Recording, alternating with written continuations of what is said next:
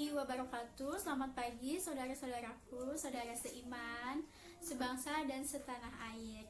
Semoga keadaannya baik-baik saja ya di tengah pandemi ini, dan semoga Allah Subhanahu wa Ta'ala selalu melimpahkan rahmatnya kepada kita semua. Amin.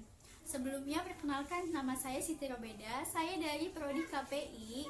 Di sini saya akan menjelaskan bagaimana pentingnya beragama dalam kehidupan, yaitu untuk memenuhi tugas studi Islam rahmatan lil alamin, yakni dengan dosen pengampu Bapak Dr. Muhammadun MSI.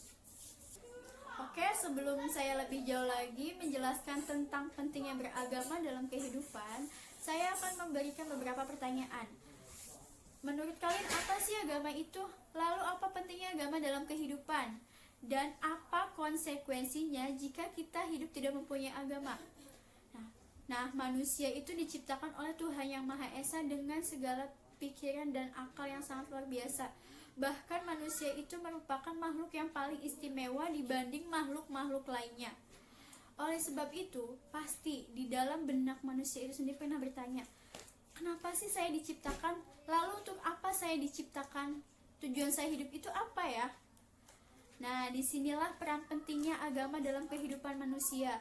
Selain sebagai identitas diri, agama merupakan salah satu sumber tatanan hidup manusia. Dan agama Islam adalah agama yang paling benar, agama yang telah mendapatkan jaminan, pertolongan, serta kemenangan dari Allah Subhanahu wa Ta'ala bagi siapapun yang berpegang teguh dengan sebenar-benarnya.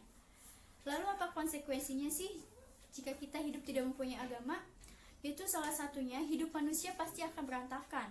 Hidupnya senantiasa pada jalan keburukan, tidak ada aturan dalam hidupnya, dan mudah tersesat pada jalan syaitan. Dan yang paling parahnya lagi, manusia itu sendiri tidak tahu tujuan hidupnya itu apa, untuk apa dia diciptakan, lalu apa akhir dari hidupnya itu akan seperti apa dan bagaimana. Oke, selanjutnya saya akan menayangkan salah satu cuplikan dari kehidupan seorang ateis. Simak videonya ya.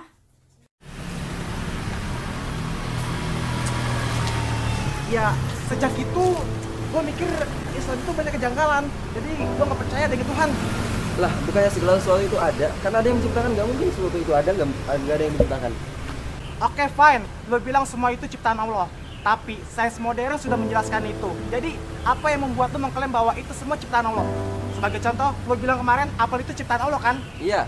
Tapi sains bilang agar pohon apel itu bisa tumbuh dengan besar, ketika biji tersebut jatuh ke tanah, barulah air, oksigen, cahaya matahari yang akan berkontribusi agar biji tersebut menjadi kecambah. Barulah nutrisi, mineral, protein yang akan membantu biji kecambah itu menjadi pohon yang besar. Nah, ketika pohon tersebut tumbuh menjadi besar, barulah apel tersebut bisa dipetik. Nah, itulah alam yang berkontribusi. Jadi, tidak butuh sang pencipta yang menciptakannya. Ada 3 hal yang membuat sesuatu itu ada. 1 ilmu, 2 kekuatan, 3 keinginan. Contohnya bangku ini. Gua nggak akan pernah bisa buat bangku kalau gua nggak punya ilmunya.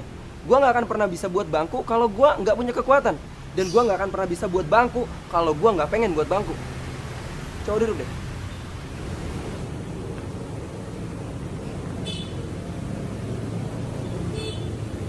Misalnya, gue punya kekuatan dan gue punya keinginan, tapi gue nggak tahu cara buat bangku. Nggak mungkin bangku ini akan terjadi. Atau gue punya kekuatan dan gue punya ilmunya, tapi gue nggak pernah mau buat bangku. Bangku itu nggak akan pernah terjadi. Nah, kalau nggak ada salah satu dari 3 faktor ini aja, sesuatu itu nggak akan pernah bisa terjadi. Lo jurusan apa? Biologi. Berarti lo udah belajar bagaimana proses tumbuhnya biji apel. Ya. Nah, sekarang lo pernah mikir gak sih bibit apel itu punya kecerdasan? Ya jelas enggak lah. Bibit apel itu kan benda mati. Bibit apel itu nggak punya kecerdasan, sama seperti tanah, air, matahari. Mereka nggak punya kecerdasan, dan kita butuh ilmu, kita butuh kekuatan, dan kita butuh keinginan. Bibit itu dia nggak punya ilmu, keinginan, dan kekuatan. Jadi ketika bibit dan bangku itu nggak punya 3 faktor ini, semua itu nggak akan pernah terjadi. Jadi semua itu hanyalah faktor untuk membuat pohon itu tumbuh besar. Contohnya, kalau ada plang di sini, jangan buang sampah di sini. Kemudian ada seorang datang buang sampah di situ. Apakah plang itu bisa melarang orang itu? Tidak. Yang bisa melarang orang itu adalah orang yang buat peraturan di plang itu. Dengan begitu, ada Sang Maha Pencipta, yang Maha Kuasa, yang menguasai ilmu, yang Maha Kuasa atas segala sesuatu. Dialah yang menciptakan biji apel itu kemudian menumbuhkannya. Gue bilang dia maha kuasa karena dia yang menciptakannya kemudian dia yang mengaturnya. Dia nggak mungkin lemah seperti manusia, hewan, dan tumbuhan. Itulah kenapa kita menyebutnya dialah yang maha kuasa. Jadi gimana menurut lo? Gua nggak tahu. Yang lu omongin itu logis, tapi gue butuh waktu lama untuk berpikir. Pikirin baik-baik deh, tapi jangan lama. Karena kematian bisa menjemput lo kapan aja.